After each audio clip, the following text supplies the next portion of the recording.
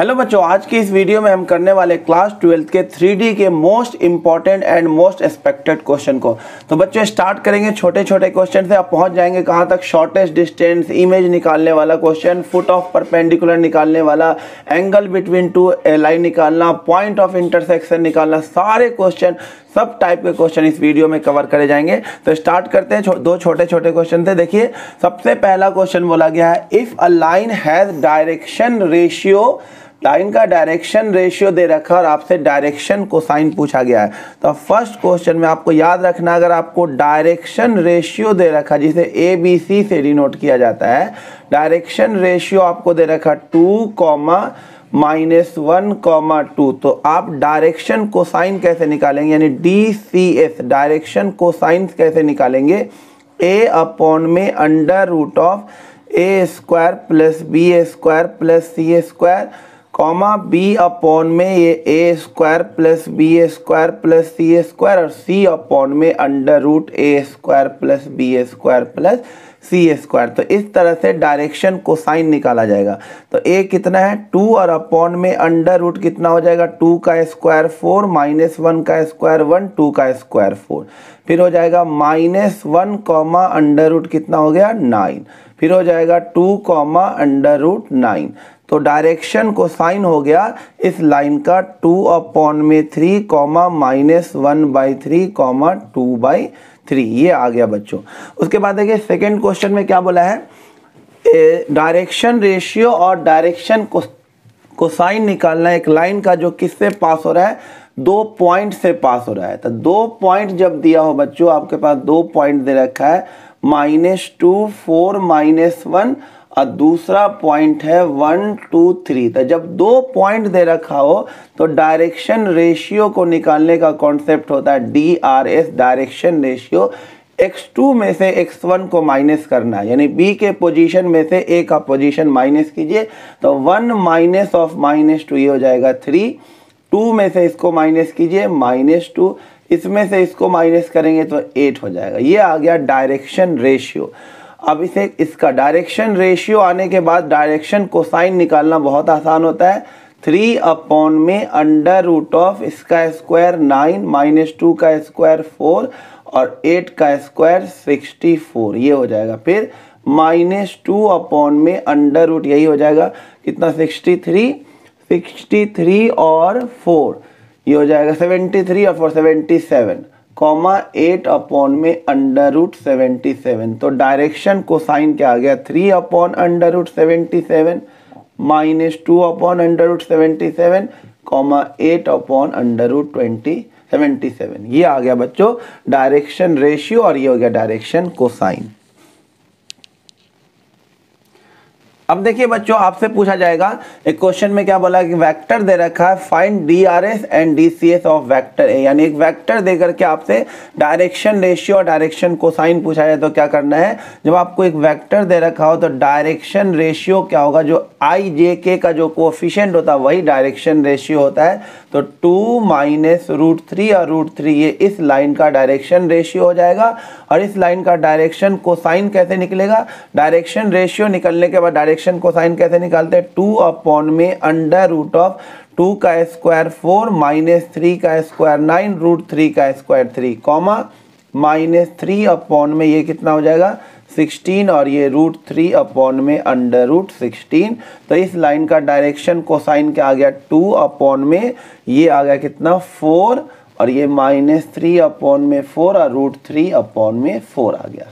फिर नेक्स्ट आपसे पूछा गया है, a line making angle 60 degree, 90 degree and 120 degree with x, y and z axis, find its direction cosine. जब किसी लाइन का x एक्सिस, y एक्सिस और z एक्सिस के साथ एंगल दे रखा हो, यानी अल्फा दे रखा हो 60 डिग्री, बीटा दे रखा है 90 डिग्री, और गामा दे रखा है 120 डिग्री, और डायरेक्शन कोसाइन निकालना हो, DCS निकालना हो, तो याद रखना वो होता है cos alpha comma cos beta comma cos gamma, ये इसका डायरेक्शन कोसाइन होता है। तो ये हो जाएगा cos 60 degree comma cos 90 degree comma cos 120 degree. cos 60 degree की वैल्यू होती है बच्चों 1/2, cos 90 कितना होता है 0 और cos 120 होता है -1/2। तो ये इस लाइन का डायरेक्शन कोसाइन हो गया। अब नेक्स्ट क्वेश्चन देखिए बच्चों क्या बोला, what is direction ratio and direction cosine of x y and z axis. इसको डायरेक्ट भी याद रखना आपको, जो एक्स वाई जेड एक्सिस का डायरेक्शन रेशियो या डायरेक्शन कोसाइन होता है वो सेम होता है। ये एक्स एक्सिस है, ये वाई एक्सिस है, ये जेड एक्सिस है। तो देखो एक्स एक्सिस खुद के साथ कितना एंगल बना रहा है, एक्स एक्सिस जो होता है वो खुद अपने साथ एंगल कितना बनाएगा 0। तो अल्फा जो होता है उस लाइन का एक्स एक्सिस के साथ एंगल होता है। तो एक्स एक्सिस खुद के साथ एंगल कितना बनाएगा 0, वाई एक्सिस के साथ एंगल कितना बना रहा है 90 डिग्री और जेड एक्सिस के साथ भी एंगल कितना बना रहा है 90 डिग्री। तो इसका जो डायरेक्शन कोसाइन हो गया DCS हो गया, वो क्या हो गया cos 0, cos 90, cos 90। तो इसका डायरेक्शन कोसाइन आ गया cos 0 1 और ये 0 और ये 0। तो इसका डायरेक्शन कोसाइन और डायरेक्शन रेशियो सेम ही होता है, चाहे डायरेक्शन कोसाइन निकालो चाहे डायरेक्शन रेशियो निकालो सेम होता है। ये किसके लिए हो गया एक्स एक्सिस के लिए। उसी तरह से वाई एक्सिस के लिए जो हो जाएगा डायरेक्शन रेशियो DRS हो चाहे डायरेक्शन कोसाइन हो, अगर वाई एक्सिस की बात होगी तो वो होगा 0, 1, 0।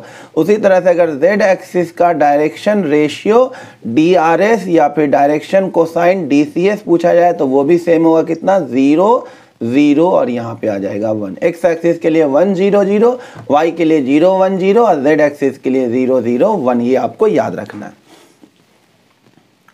अब देखिए बच्चों नेक्स्ट पूछा गया है अल्फा बीटा गामा अगर किसी लाइन का एंगल है एक्स वाई और जेड एक्सिस से तो आपको इन तीनों की वैल्यू बतानी है। तो बच्चों ये तो आपको एकदम रट्टा मार के रखना होगा कि cos square alpha plus cos square beta plus cos square gamma ये 1 होता है। तो इसकी वैल्यू कैसे निकलेगी, sine square alpha plus sine square beta plus sine square gamma की वैल्यू कैसे निकलेगी। साइन स्क्वायर अल्फा को लिख सकते हैं 1 minus cos square alpha, sine square beta को लिख सकते हैं 1 माइनस कॉस स्क्वायर बीटा और इसे लिख सकते हैं 1 माइनस कॉस स्क्वायर गामा लिख सकते हैं। तो ये हो जाएगा 1, इसको बाद में करते हैं 1, 1, 1 ये 3 हो जाएगा, बाकी तीनों में से माइनस कॉमन लेंगे तो ये हो जाएगा cos square alpha plus cos square beta अब प्लस में कॉस स्क्वायर गामा हो जाएगा। ये 3 हो गया और इसकी वैल्यू 1 होती है तो इसका आंसर क्या आ जाएगा 2। तो इसका आंसर 1, इसका आंसर 2। और तीसरा क्या था cos 2 alpha plus cos 2 beta plus cos 2 gamma, इसकी क्या वैल्यू होगी। तो कॉस 2 अल्फा को हाफ एंगल फॉर्मूले से लिख सकते हैं 2 कॉस स्क्वायर अल्फा माइनस 1, इसे लिख सकते हैं 2 कॉस स्क्वायर बीटा माइनस 1, इसे लिख सकते हैं 2 cos square gamma minus 1। Cos 2 alpha का कॉस 2 बीटा और कॉस 2 गामा का हमने हाफ एंगल फॉर्मूला लगा दिया। यहाँ से 2 कॉमन हो जाएगा इन तीनों में से, तो 2 कॉमन लेंगे तो ये बचेगा cos square alpha plus cos square beta plus cos square gamma, ये हो गया -1 -1 क्या हो जाएगा -3, इसकी वैल्यू 1 तो 2 × 1 2 -3, आंसर कितना आ जाएगा -1 आ जाएगा। देखिए बच्चों नेक्स्ट क्वेश्चन है find direction cosines of a line which make equal angle with coordinate axis. यानी तीनों एक्सिस के साथ वो सेम एंगल बना रहा है, यानी अल्फा बीटा गामा तीनों क्या इक्वल। हम क्या रिलेशन जानते हैं, cos square alpha plus cos square beta plus cos square gamma 1 होता है। क्योंकि तीनों एंगल सेम है तो इसे लिख सकते हैं 3 cos square alpha is equal to 1। तो cos square alpha is equal to 1/3, तो कॉस अल्फा किसके इक्वल आ जाएगा 1/√3। कॉस अल्फा भी यही होगा, कॉस बीटा भी यही होगा, कॉस गामा भी यही होगा। तो डायरेक्शन कोसाइन इस लाइन का क्या हो जाएगा 1/√3, 1/√3, 1/√3। नेक्स्ट क्वेश्चन देखिए बच्चों, बोला गया show that points A B C are collinear. तो जब भी आपको 3 पॉइंट कोलिनियर शो करना हो तो कॉन्सेप्ट याद रखना, 2 लाइन को कोलिनियर या पैरेलल या फिर एंटी पैरेलल कैसे शो किया जाता है। अगर उनके डायरेक्शन रेशियो का जो रेशियो होगा वो सेम होगा तो वो लाइन पैरेलल होगा यानी कि कोलिनियर होगा। तो आपको सबसे पहले क्या करना होगा, यहाँ पे 3 पॉइंट है, तो AB का डायरेक्शन रेशियो निकालना होगा और BC का डायरेक्शन रेशियो निकालना होगा और फिर इसके रेशियो को कंपेयर करके दिखाना होगा कि वो सेम है। तो डायरेक्शन रेशियो ऑफ AB निकाले, जब 2 पॉइंट दे रखा हो तो डायरेक्शन रेशियो कैसे निकालते हैं, माइनस करके, स्टार्टिंग में बताया। इसको इससे माइनस कीजिए -1, फिर इसको इससे माइनस कीजिए, ये हो जाएगा -5, फिर इसको इससे माइनस कीजिए, ये हो जाएगा 7। तो ये डायरेक्शन रेशियो ऑफ AB आ गया। फिर अब निकालिए डायरेक्शन रेशियो ऑफ BC, तो C में से B को माइनस कीजिए, इसमें से इसको माइनस कीजिए, ये हो जाएगा 2, फिर 8 में से इसको माइनस कीजिए, ये हो जाएगा 10, फिर आप -11 में से इसको माइनस कीजिए, हो जाएगा -14। हमने दोनों लाइन का डायरेक्शन रेशियो निकाल लिया, यानी ये हो गया A1, B1 और C1, और दूसरे लाइन का डायरेक्शन रेशियो हो गया A2, B2 और C2। तो आप गौर से देखिए, A1/A2 क्या है, -1/2, फिर B1/B2 कितना है, -5/10, ये भी कितना है, -1/2, और C1/C2 भी कितना है, 7/-14, ये भी -1/2 है। तो तीनों इक्वल हो गया, तो ये शो हो गया कि ये पॉइंट्स क्या है, कोलिनियर है। नेक्स्ट क्वेश्चन देखिए बच्चों, क्या बोला है, show that line through this and this is perpendicular to the line through this and this.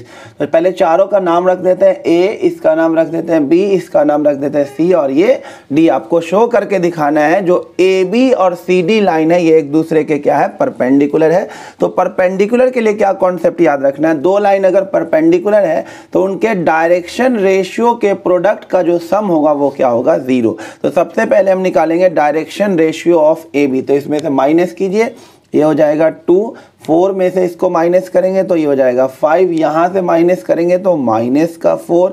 फिर देखिए अब निकालते हैं डायरेक्शन रेशियो ऑफ CD। तो इसमें से इसको माइनस कीजिए, ये हो जाएगा -2, इसमें से इसको माइनस कीजिए, ये हो जाएगा +4, इसको इससे माइनस कीजिए, 4 आ जाएगा।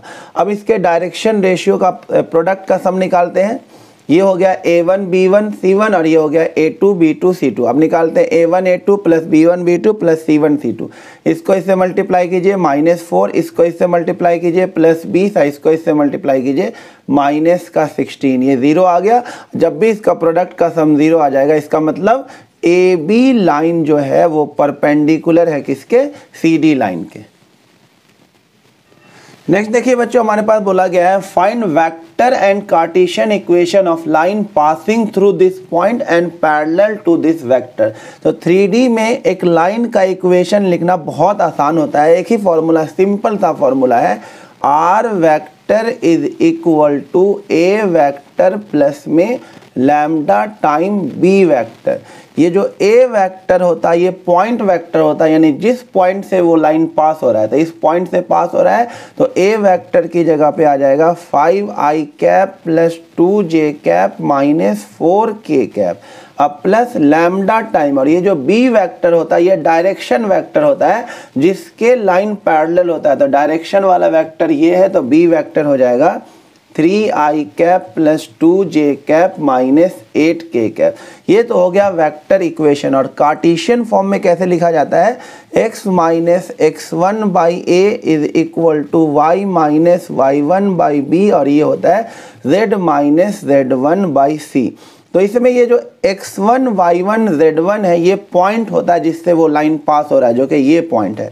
तो क्या हो जाएगा, x माइनस 5 अपॉन में ए बी सी जो होता है वो जो पैरेलल वेक्टर है उसका डायरेक्शन रेशियो होता है। तो यहाँ पे कितना आ जाएगा 3 is equal to Y minus y1 कितना हो जाएगा 2, और अपॉन में b इसका डायरेक्शन रेशियो यहाँ 2 is equal to z minus z1 की जगह पे ये होगा तो प्लस का 4 और अपॉन में ये आ जाएगा माइनस का 8। तो ये हो गया वेक्टर इक्वेशन और ये हो गया कार्टेशियन इक्वेशन ऑफ लाइन।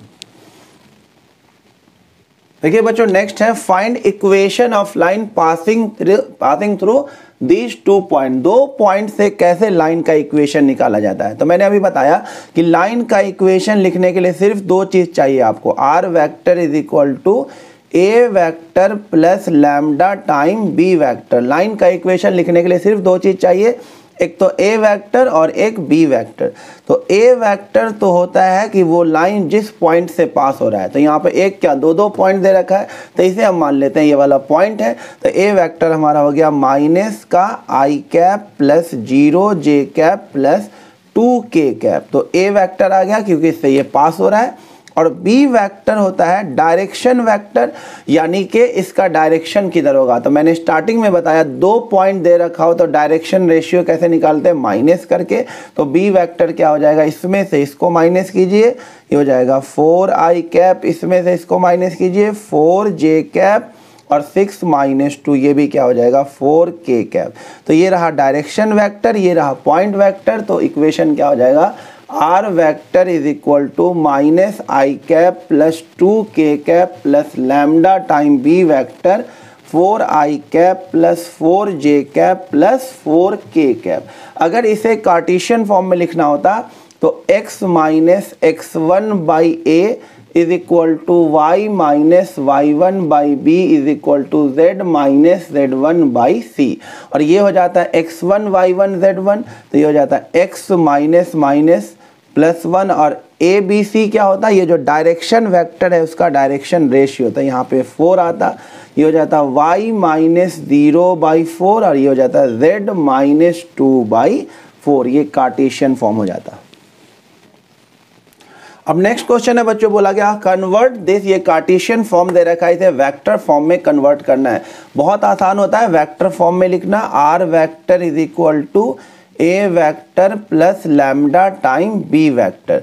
तो यहाँ पे ध्यान से देखिए, ए वेक्टर क्या हो जाएगा, ऊपर लिखा होता है ए वेक्टर पॉइंट वाला, तो यहाँ पर देखिए +3 है तो आपको +3 नहीं लिखना है, -3 आई कैप। यहाँ -5 है तो आपको लिखना है +5 जे कैप।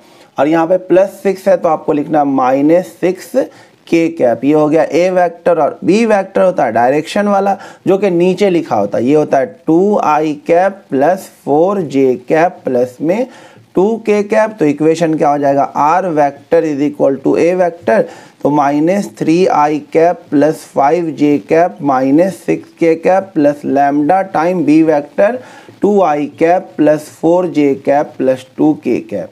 तो उसी तरह से आप जैसे कार्टेशियन को वेक्टर में किया, आप वेक्टर को कार्टेशियन में भी कन्वर्ट आसानी से कर सकते हैं। देखिए बच्चों नेक्स्ट क्वेश्चन है, find equation of line passing through this and parallel to this. Again एक लाइन का इक्वेशन लिखने के लिए सिंपल सा formula, R vector is equal to A vector plus lambda B vector. तो ए वेक्टर क्या होता है, वो जिससे पास होता है, जो कि हमें दे रखा है, -2 i cap plus 4 J cap -5 के कैप। और बी वेक्टर होता है उसका डायरेक्शन, तो बोला इसके पैरेलल है। और कार्टेशियन फॉर्म में जो पैरेलल वेक्टर होता है, डायरेक्शन दिखाने वाला वेक्टर किधर लिखा होता है, नीचे। तो बी वेक्टर क्या हो गया, बोलिए 3 i cap plus 5 j cap plus 6 k cap. तो ए वेक्टर भी आ गया, बी वेक्टर भी आ गया, इसमें पुट करिए, इक्वेशन आ जाएगा। अब देखिए बच्चों नेक्स्ट क्वेश्चन काफी इंपॉर्टेंट है, इसलिए स्टार लगा दिया है। Find equation of line which is perpendicular to both this line and passing through this. तो अगेन मैं बोलूंगा, एक लाइन का इक्वेशन लिखने के लिए बस ये सिंपल सा फॉर्मूला है, R vector is equal to A vector plus lambda time B vector. A vector होता है जिससे कि वो लाइन पास हो रहा है, तो इस पॉइंट से पास हो रहा है लाइन, तो ए वेक्टर तो सीधा सीधा आ गया। अब बी वेक्टर होता है डायरेक्शन वेक्टर। देखिए वेक्टर में मैंने आपको बताया था, एक ऐसा लाइन जो दोनों गिवन वेक्टर के परपेंडिकुलर हो तो वो उसका क्रॉस प्रोडक्ट होता है, यानी ए क्रॉस बी एक ऐसा वेक्टर होता है जो ए और बी दोनों के क्या होता है, परपेंडिकुलर। तो आपको क्या बोला है, ऐसा लाइन लिखना है जो इन दोनों के परपेंडिकुलर हो। तो इस लाइन का डायरेक्शन ये रहा, इसका डायरेक्शन वेक्टर यानी b1 वेक्टर ये है, और इस लाइन का b वाला वेक्टर ये है। तो जो गिवन लाइन हमें जो निकालना है वो इन दोनों के परपेंडिकुलर है, यानी उसका जो डायरेक्शन होगा b, वो b1 क्रॉस b2 के इक्वल होगा। और b1 ये रहा और b2 ये रहा। क्रॉस प्रोडक्ट कैसे निकालते हैं, वेक्टर में सिखा दिया, आई कैप जे कैप के कैप। b1 का ये वाला डायरेक्शन रेशियो है, तो 1 2 4। अब b2 के लिए 2 3 4, इसका क्रॉस प्रोडक्ट कीजिए, b वेक्टर आ जाएगा। तो हमारे पास इक्वेशन क्या हो जाएगा, R vector is equal to A vector plus lambda time B vector. तो आर वेक्टर ए वेक्टर हो गया I cap plus J cap plus K cap plus lambda time B vector आ गया -4 आई कैप प्लस 4 जे cap minus का K cap. ये बहुत ही आसान और एकदम इंपॉर्टेंट क्वेश्चन था। देखिए बच्चों नेक्स्ट क्वेश्चन में क्या बोला है कि ये लाइन परपेंडिकुलर है इस लाइन के, तो आपको P की वैल्यू बतानी है। तो जब मैंने बताया था बीच में कि दो लाइन जब परपेंडिकुलर होता है तो A1 A2 plus B1 B2 plus C1 C2 किसके इक्वल होता है, 0 के। तो यहाँ पे पहले स्टैंडर्ड फॉर्म में नहीं लिखा हुआ है, स्टैंडर्ड फॉर्म में लिखते हैं। यहाँ 1 - x है तो सब यहाँ पे x minus x1 upon a इस फॉर्म में होता है, तो आपको इसे स्टैंडर्ड फॉर्म में करना होगा। तो इसको -1 से ऊपर नीचे क्या करना होगा, डिवाइड करना होगा। तो ये x - 1/- 3 हो जाएगा। इसको आपको 7 से ऊपर नीचे डिवाइड करना होगा, तभी यहाँ y अकेला होगा। तो ये हो जाएगा y, अब माइनस इसको 7 से डिवाइड करेंगे तो 2 अपॉन में 2p, इसको 7 से डिवाइड करेंगे तो नीचे 7 आ जाएगा। ये तो लिखा हुआ सही z - 3/2। और परपेंडिकुलर किसके है, दूसरा वाला लाइन, इसमें आपको x का कोफिशिएंट -7 है, तो -7 से आपको ऊपर नीचे डिवाइड करना होगा। -7 से डिवाइड करेंगे तो ये x बचेगा, और ये -7 से डिवाइड करेंगे तो ये -1 बचेगा, और नीचे डिवाइड करेंगे तो माइनस का 3p/7। ये तो ठीक ही लिखा हुआ है। y - 5/1, इसमें आपको -1 से डिवाइड करना होगा, तो z - 6 अपॉन -5। अब ये स्टैंडर्ड फॉर्म में आ गया, तो ये हो गया A1 B1 C1 और ये हो गया A2 B2 C2। क्योंकि परपेंडिकुलर है तो ये वाला कॉन्सेप्ट लग जाएगा। A1 A2 कितना हो जाएगा, 9p/7। B1 B2 कितना हो जाएगा, 2p/7। C1 C2 कितना हो जाएगा, -10 = 0। तो 11p/7 = 10। तो p की वैल्यू हो जाएगी 70/11। देखिए बच्चों नेक्स्ट क्वेश्चन, हमारे पास दो लाइन दे रखा है और हमें इसके बीच का एंगल निकालना है। तो देखिए वेक्टर फॉर्म में ये लाइन का इक्वेशन होता है, और इस लाइन का जो डायरेक्शन होता है ये b वाला वेक्टर बताता है। तो इस लाइन का जो डायरेक्शन बताएगा b1 बताएगा, और इस लाइन का जो डायरेक्शन बताएगा वो b2 बताएगा।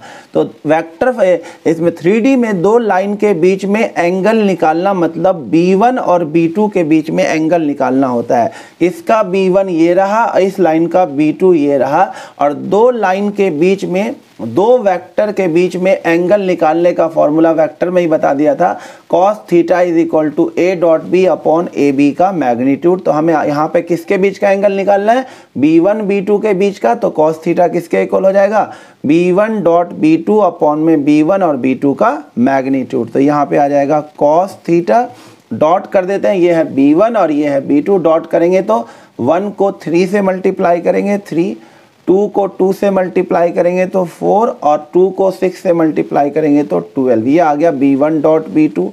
और नीचे b1 का मैग्नीट्यूड, यानी इसका मैग्नीट्यूड कितना हो जाएगा, 2 का स्क्वायर 4, 2 का स्क्वायर 4, 4 4 8, और 1 का स्क्वायर 1, यानी कि 9 आ जाएगा। इनटू में फिर b2 का मैग्नीट्यूड कितना हो जाएगा, 6 का स्क्वायर 36, 2 का स्क्वायर 4 और 3 का स्क्वायर 9। तो यहाँ से आ जाएगा cos थीटा = ये कितना हो जाएगा, 19 हो जाएगा, और ये कितना हो जाएगा 3, और ये √49 यानी कि 7। तो cos थीटा किसके इक्वल आ गया बच्चों, 19/21। तो थीटा आ जाएगा cos इनवर्स 19/21। ये होगा इस क्वेश्चन का आंसर। अब देखिए बच्चों नेक्स्ट क्वेश्चन काफी अच्छा क्वेश्चन है। बोला गया है if angle between this and this is π/4, तो अल्फा इंटू बीटा की वैल्यू निकालनी है। दो लाइन के बीच में एंगल दे रखा है, अल्फा इंटू बीटा की वैल्यू निकालनी है। बच्चों दो लाइन के बीच में एंगल का फॉर्मूला पीछे बता दिया, ये होता है। अब देखिए कार्टेशियन फॉर्म में नीचे लिखा होता है बी वेक्टर, है ना। तो यहाँ से b1 वेक्टर क्या हो जाएगा, alpha i cap minus 5j cap plus beta k cap. अब b2 वेक्टर इसके नीचे आ जाएगा, यानी i cap plus 0j cap plus में k कैप। और दोनों के बीच का एंगल आपको दे रखा है π/4। तो हम इसमें लगाना है, तो सबसे पहले हम निकाल लेते हैं b1.b2। तो b1.b2 जब करेंगे तो इसको 1 से मल्टीप्लाई, -5 को 0 से मल्टीप्लाई, या बीटा को 1 से मल्टीप्लाई, तो b1.b2 तो ये आ जाएगा। फिर b1 का मैग्नीट्यूड निकालेंगे तो अल्फा स्क्वायर माइनस 5 का square plus beta square. b2 का मैग्नीट्यूड निकालेंगे तो √2 आ जाएगा। अब इस फॉर्मूले में डाल देंगे, थीटा की जगह डालेंगे π/4, तो ये हो जाएगा cos π/4 is equal to b1 dot b2 जो कि अल्फा प्लस बीटा आया है।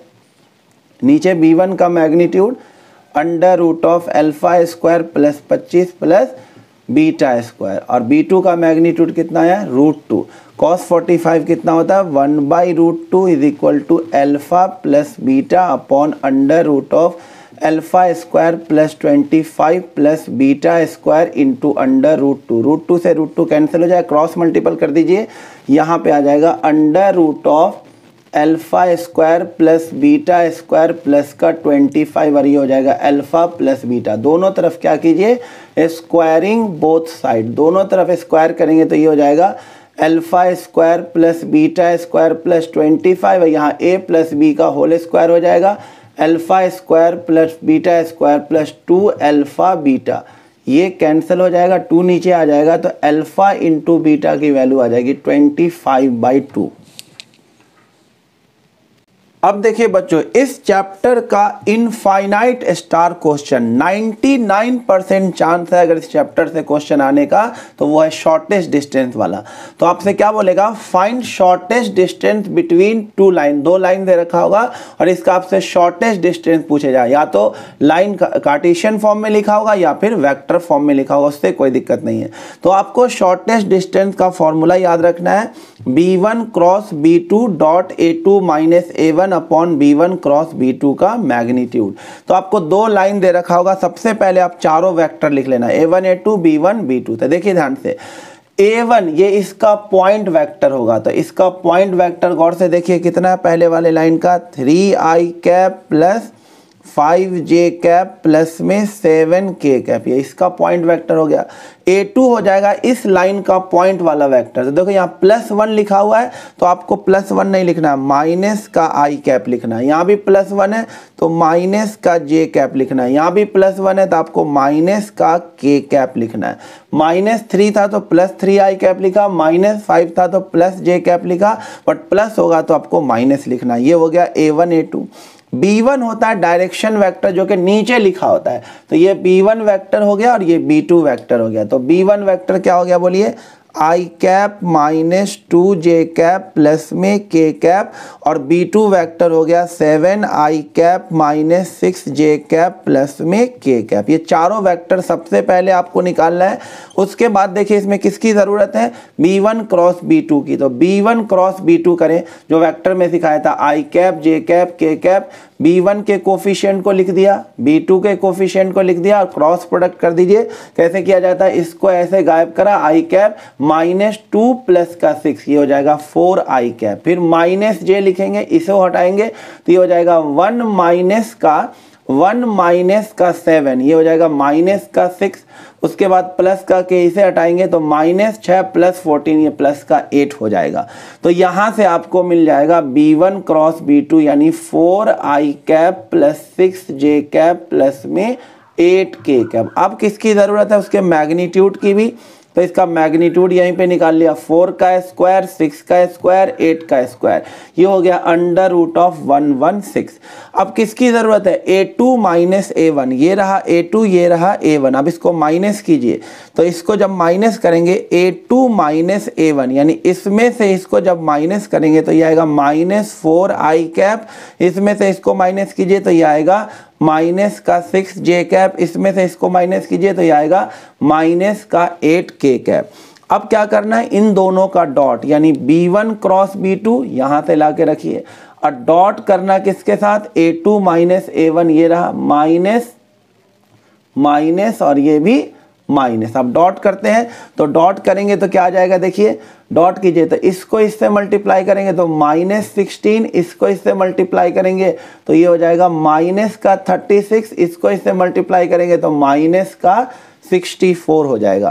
तो इसका आंसर क्या आ जाएगा माइनस का 116। अब हमें डिस्टेंस निकालना है तो d क्या हो जाएगा, ऊपर लिखा जाएगा ये जो वैल्यू आई है -116, नीचे लिखा जाएगा इसका मैग्नीट्यूड जो कि अंडर रूट 116 आया। क्योंकि मोड लगा होता है तो ये माइनस हट जाएगा, ये हो जाएगा 116 अपॉन अंडर रूट 116। तो इसका जो आंसर आएगा वो अंडर रूट 116 आएगा। तो बच्चों इस क्वेश्चन का आंसर है अंडर रूट 116 और आपको ये 5 नंबर में भी आ सकता है ये क्वेश्चन। अब नेक्स्ट क्वेश्चन देखिए बच्चों, ये भी इनफाइनाइट स्टार क्वेश्चन है, ध्यान से देखिए। बोला है show that line this and this are intersect and hence finds point of intersection. तो बच्चों जब भी आपको शो करने को बोले कि शो करके दिखाओ ये दोनों लाइन इंटरसेक्ट कर रहा है, अगर दो लाइन बच्चों इंटरसेक्ट करेगा तो उसका जो शॉर्टेस्ट डिस्टेंस होगा वो क्या हो जाएगा, 0।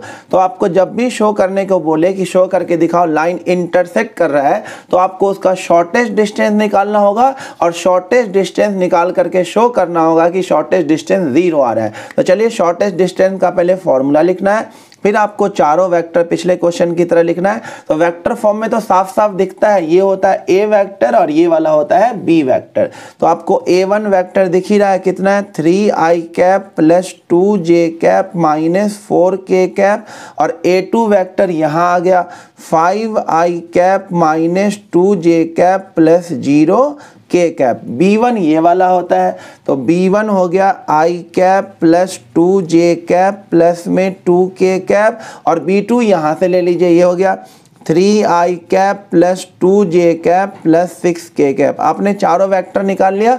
अब किसकी ज़रूरत पड़ेगी, B1 क्रॉस B2। तो B1 क्रॉस B2 बिल्कुल पिछले क्वेश्चन की तरह कीजिए। यहाँ i कैप को रखिए, ये हो जाएगा 12 माइनस 4 8, फिर माइनस j इसे हटाइए 6 माइनस 6 0, फिर k कैप रखिए, इसको हटाइए 2 माइनस का 6 माइनस 4k कैप। तो ये B1 क्रॉस B2 आ जाएगा। फिर किसकी ज़रूरत है, उसके मैग्नीट्यूड का, तो वहीं पे इसका मैग्नीट्यूड भी निकाल लिया। अब क्या चाहिए, A2 माइनस A1 वेक्टर, ये A2 और ये A1 माइनस कीजिए 2i कैप, इसमें से माइनस कीजिए माइनस 4j कैप, इसमें से इसको माइनस कीजिए प्लस का 4k कैप। अब किसकी ज़रूरत है, दोनों के डॉट को करने का। तो B1 क्रॉस B2 यहाँ लिखा, फिर डॉट लिखा, फिर A2 माइनस A1 लिखा। अब डॉट कैसे करेंगे, 8 को 2 से मल्टीप्लाई 16, 0 को इससे मल्टीप्लाई 0, माइनस 4 को 4 से मल्टीप्लाई माइनस 16, क्या आ गया 0।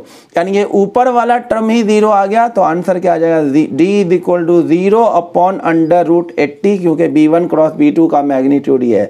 तो आंसर क्या आ गया 0। जैसे ही शॉर्टेस्ट डिस्टेंस 0 आया, इसका मतलब ये शो हो गया कि ये दोनों लाइन एक दूसरे को क्या कर रहा है, इंटरसेक्ट कर रहा है। अब इसे अच्छे से नोट कीजिए, फिर मैं आपको दूसरा पार्ट बताता हूं कैसे पॉइंट ऑफ इंटरसेक्शन निकालते हैं।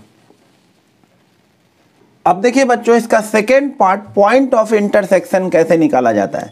तो सबसे पहले जो आपको लाइन का इक्वेशन दे रखा था उसे कार्टेशियन फॉर्म में कन्वर्ट करना है। तो कैसे करेंगे, x ये हो गया x1 y1 z1, तो x minus x1 by a, इसे वेक्टर फॉर्म में कार्टेशियन फॉर्म में बताना, पहले ही बता दिया है। वेक्टर फॉर्म दे रखा हो तो कार्टेशियन को हम कैसे बदलेंगे, इन दोनों को पहले कार्टेशियन फॉर्म में बदल देना है, इसको भी और इसको भी। उसके बाद फर्स्ट वाले को a के इक्वल कर देना है, सेकेंड वाले को b के इक्वल करना है। फिर यहाँ उसके बाद आपको क्या करना है, इसको a के इक्वल किया है तो x की वैल्यू क्या हो जाएगी, देखिए यहाँ से a प्लस 3, और y की वैल्यू क्या हो जाएगी 2a प्लस में 2, और z की वैल्यू क्या हो जाएगी 2a माइनस का 4। एक्स वाई जेड आ गया यहाँ से। फिर यहाँ से आपको एक्स वाई जेड की वैल्यू बतानी, इसको b के इक्वल करा है तो x की वैल्यू होगी 3b प्लस 5, y की वैल्यू 2b माइनस 2, और z की वैल्यू क्या होगी 6b। और ये भी x है, ये भी x है, दोनों x को क्या करा, इक्वेट। a प्लस 3 किसके इक्वल हो जाएगा, 3b प्लस 5, इससे एक इक्वेशन बन गया। ये भी y है, ये भी y, इक्वेट कीजिए 2a plus 2 is equal to 2b minus 2, इसे इक्वेट करेंगे तो यहाँ से देखिए a माइनस b किसके इक्वल आ गया, -2, ये दो इक्वेशन आ गया। तो ये रहा पहला इक्वेशन, ये रहा दूसरा इक्वेशन। इसे एलिमिनेट कर दिया, जो 10th में करते हैं, एलिमिनेट करके आपने यहाँ से b की वैल्यू निकाल लिया। तो b निकल गया तो आपको a निकालने की ज़रूरत नहीं है, b निकल गया तो यहाँ पुट कर दीजिए, a निकल जाता तो यहाँ पुट कर देते, आपको x y z पॉइंट आ जाता। तो मेरा 2 आ चुका है, b आ चुका है, तो मैं इसमें पुट करके पॉइंट ऑफ इंटरसेक्शन ले लूंगा।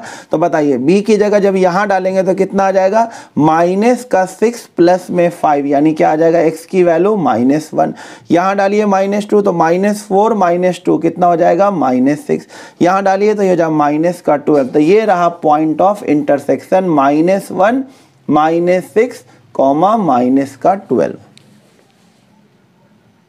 देखिए बच्चों तीसरा इनफाइनाइट स्टार क्वेश्चन, ये लास्ट क्वेश्चन इस चैप्टर का, ये लास्ट के तीनों इनफाइनाइट स्टार क्वेश्चन है। ये इमेज वाला क्वेश्चन है। Find image of 1,2,7 in the line this. ये बस इतना लिखा होगा और आपको इमेज निकालना होगा। तो बच्चों इमेज निकालने के लिए सबसे पहले आपको फुट ऑफ परपेंडिकुलर निकालना होता है। तो ये क्वेश्चन भी बन जाता है कि अगर फुट ऑफ परपेंडिकुलर भी निकालना है तो ऐसे ही करना है।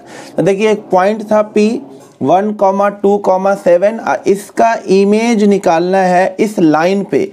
इस लाइन का इक्वेशन आपको दे रखा है x - 3/2 y - 2/7 z - 1/3।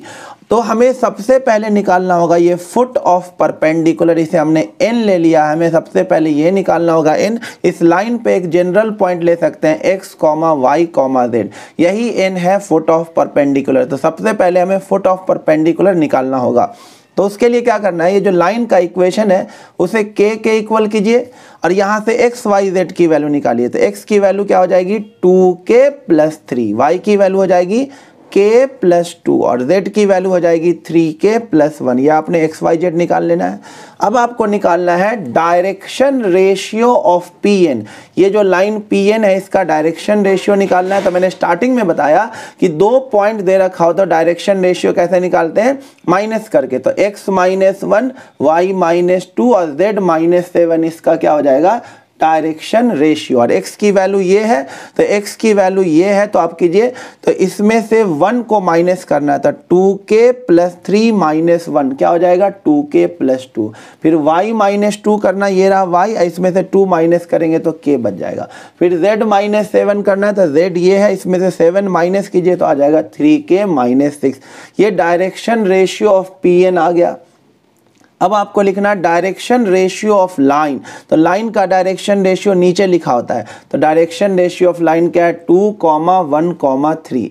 और गौर से देखिए ये pn और ये लाइन एक दूसरे के क्या है परपेंडिकुलर। तो pn परपेंडिकुलर टू लाइन, तो इसमें परपेंडिकुलर वाला कॉन्सेप्ट लगा दीजिए। a1 a2 b1 b2 + c1 c2 किसके इक्वल होगा 0 के। तो ये रहा pn का डायरेक्शन रेशियो, ये रहा लाइन का डायरेक्शन रेशियो। इसका प्रोडक्ट करके सम 0 के इक्वल कर दीजिए। तो इसको 2 से मल्टीप्लाई कीजिए तो ये हो जाएगा 4k + 4। इसको 1 से मल्टीप्लाई कीजिए तो ये हो जाएगा k। इसको 3 से मल्टीप्लाई कीजिए तो 3 3 जा 9 k - 18 = 0। तो ये हो गया 14k - 14 = 0। तो k की वैल्यू क्या आ गई बच्चों 1। अब k की वैल्यू 1 आ गया तो x और y z आ जाएगा। तो k की जगह 1 डालिए तो x की वैल्यू आ जाएगी 5, k की जगह 1 डालिए तो y की वैल्यू हो जाएगी 3, k की जगह 1 डालेंगे तो z की वैल्यू हो जाएगी 4। तो ये फुट ऑफ परपेंडिकुलर आ गया। अभी इमेज नहीं निकला है, फुट ऑफ परपेंडिकुलर आ गया कितना 5,3,4। ये आया फुट ऑफ परपेंडिकुलर। अब देखिए बच्चों इमेज कैसे निकालेंगे। ये वाला रहा पॉइंट P, ये रहा N और ये जो इमेज होगा यहाँ पे I हो जाएगा। तो इमेज जो होगा ऑब्जेक्ट डिस्टेंस और इमेज डिस्टेंस सेम होता है। तो ये डिस्टेंस और ये डिस्टेंस सेम होगा। तो ये जो N वाला पॉइंट है ये PI का क्या हो जाएगा मिड पॉइंट।